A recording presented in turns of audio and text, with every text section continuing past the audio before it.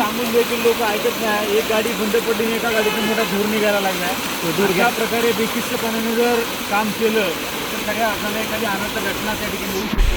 जर आज प्रचंड मोठा पाऊस खेड तालुक्यामध्ये त्या ठिकाणी होतो आहे आणि हा होत असताना आमच्या पुलावरच्या अलीकडं ते वाकीच्या परिसरामध्ये आम्ही सगळी मंडळी त्या ठिकाणी पाणी पाहायला आलो आहे.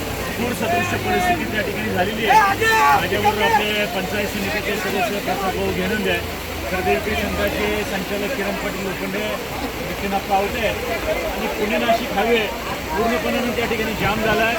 लोक अतिरिक्तपणानं धाडस करून गाड्या घालण्याचा प्रयत्न करत आहेत. या निमित्तानं आज पुणे नाशिक महामार्गावरती खऱ्या अर्थानं प्रवास करणाऱ्या नागरिकांना आवाहन करतो की आज कुठल्याही प्रकारचा प्रवास आपण पुणे नाशिक हायवेवरून करू नये. ठिकठिकाणी किमान 8-10 फुटापर्यंत पाणी रस्त्यावरती त्या ठिकाणी आलेलं आहे. त्यामुळं माझी विनंती आहे की खऱ्या अर्थानं बघा, लोक धाडस अतिरिक्त करतात आणि सकाळी 2-3 मुलं आज सकाळपासून त्या ठिकाणी घेऊन गेलेली आहेत पुणे नाशिक हायवेवरती.